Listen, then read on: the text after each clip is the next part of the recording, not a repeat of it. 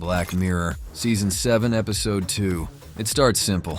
The main character's boyfriend has a hat that says Barnies. Later at work, she gets into an argument with her co-workers, who insist the restaurant's name is actually Bernie's with an E. She's sure they're wrong, but then she Googles it and whoops, it's Bernie's. And later at home, the hat says the same thing. But is that what you saw? Because some viewers swear it was the other way around. The hat said Bernie's at first, the co-workers said it was Barney's, and when she Googled it, it was Barney's again. Turns out, Charlie Brooker made two versions of the same episode and make us argue about what we saw. This is exactly what makes Season 7 so great. Black Mirror is back, baby. I wasn't a big fan of the last two seasons of Black Mirror, and I bet you weren't either. The Aaron Paul space episode was pretty good, like a mix between 2001 and The Shining, with maybe a little bit of Moon thrown in. But the rest of Season 6 was weak, and Season 5 wasn't much better, so I wasn't exactly thrilled about a new season. I thought Black Mirror had jumped the shark years ago, but I was wrong. Season 7 is a return to form, and one new episode in particular is now honestly worthy of making everyone's top 5 of all time. So let's break them all down, one by one, ranked from worst to best. While I wouldn't call this episode bad, it's definitely the weakest episode of the season. The concept is solid, classic Black Mirror stuff. Slap an air tag on your temple, your eyes go white, boom, you're in a simulation.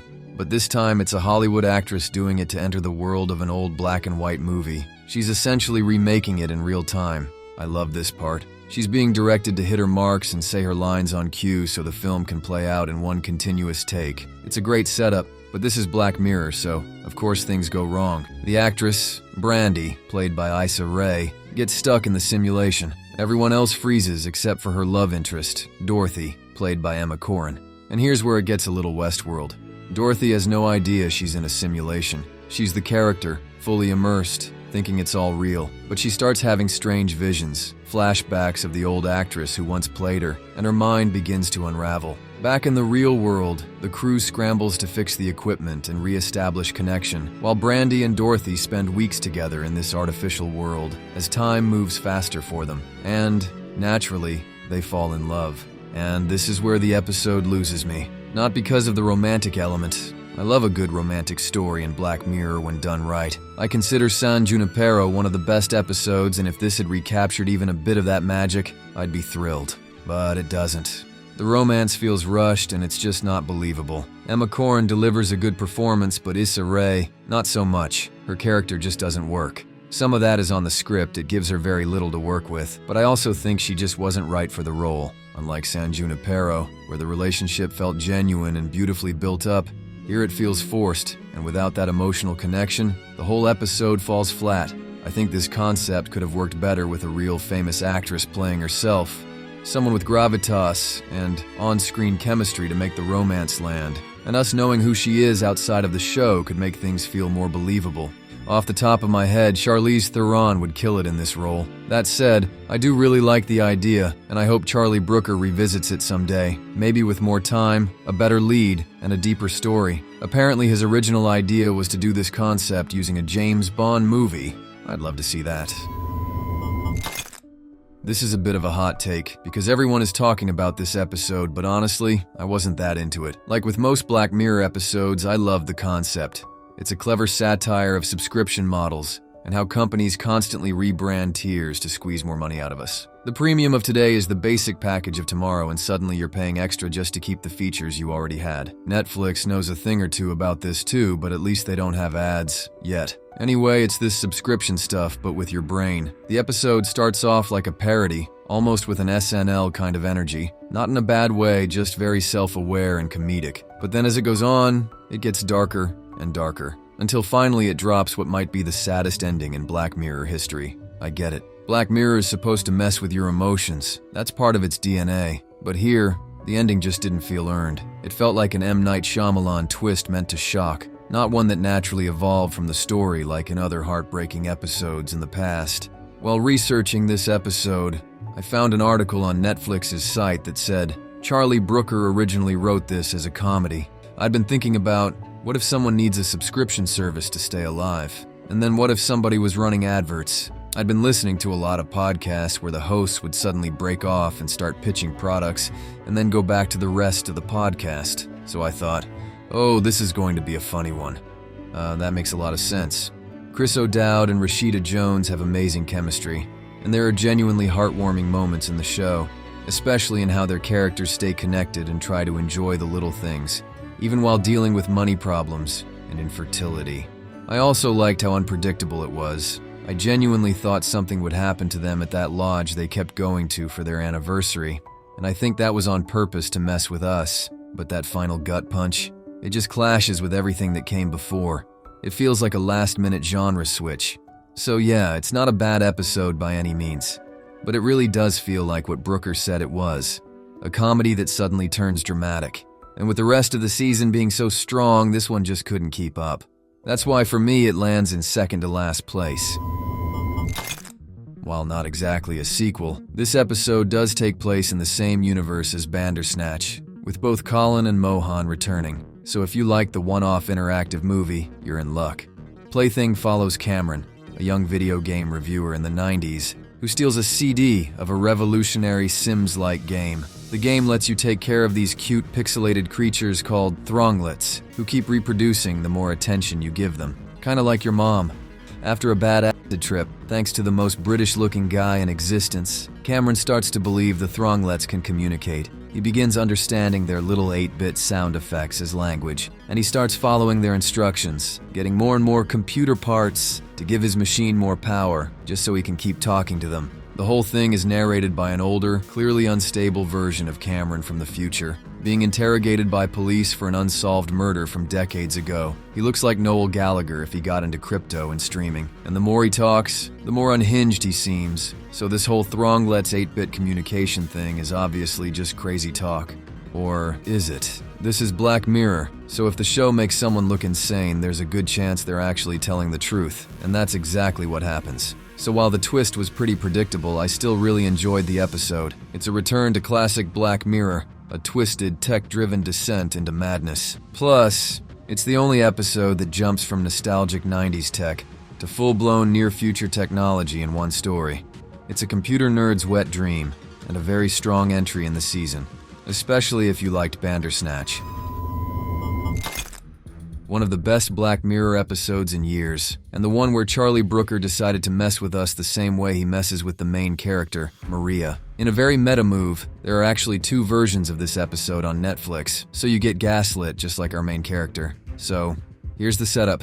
Maria works in R&D at a chocolate company. During a focus group session, she spots Verity, an old high school classmate.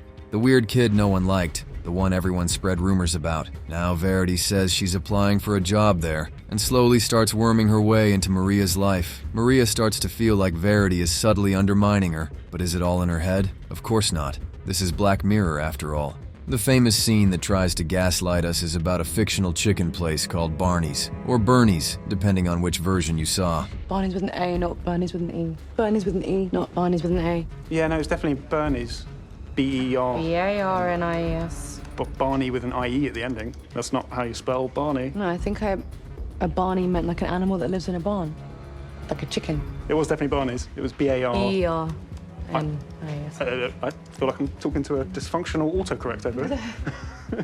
It ended with an I-E-S. You don't spell Barney with an I-E. Because my boyfriend used to work at a Barney's and he still wears a baseball cap from there. So I see the logo every single day. So I know it is Barney's.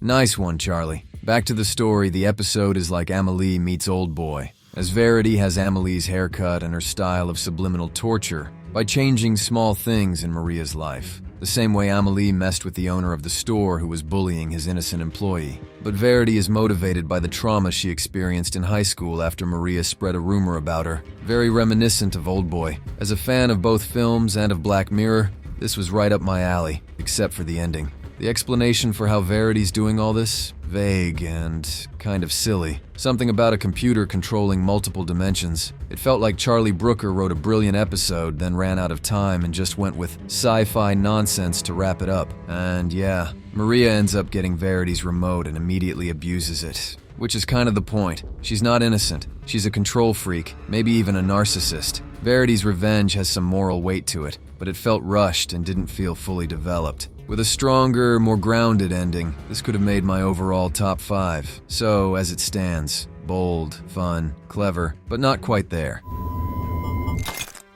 The first USS Callister episode was great. It was funny, weird, felt like a standalone movie, and somehow still fit perfectly into Black Mirror's twisted universe. Great performances, fascinating world building, and it made you go, I don't know what I just watched, but I loved it. This made it one of the best Black Mirror episodes, so when I heard it was getting a sequel, I have to be honest, I rolled my eyes. The original worked because it came out of nowhere. It was a lightning in a bottle. Why mess with that?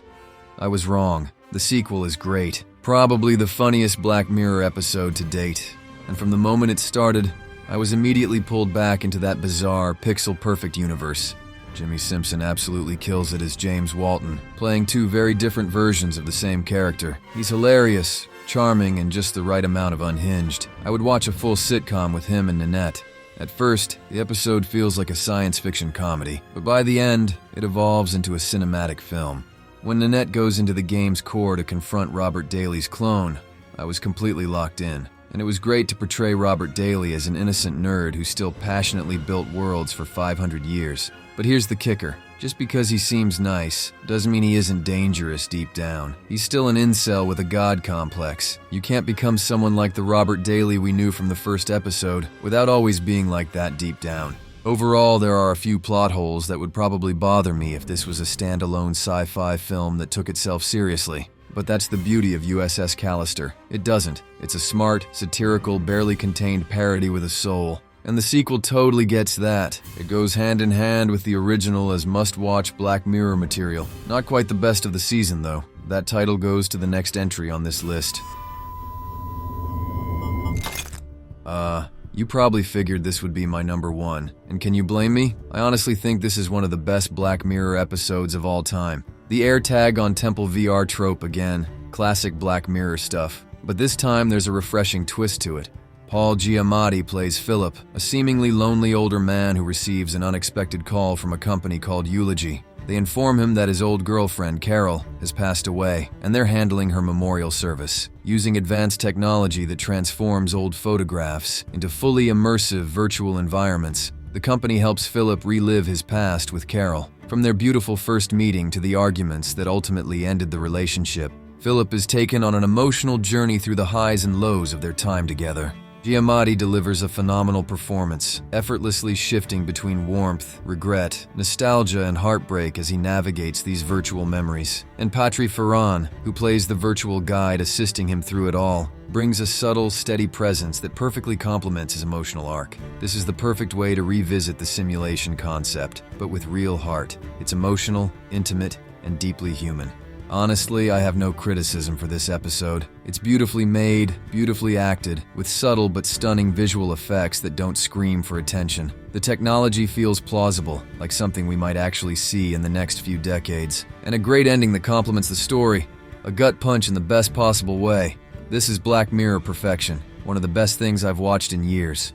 I'll admit it, I was one of those people who thought the show had run its course, that maybe it had jumped the shark, that we didn't need more Black Mirror. But after this season, I take it all back. Charlie Brooker still has plenty of stories to tell, and even if the gadgets stay the same and the tech setups feel familiar, if these are the kinds of stories he's going to tell, I'm all in.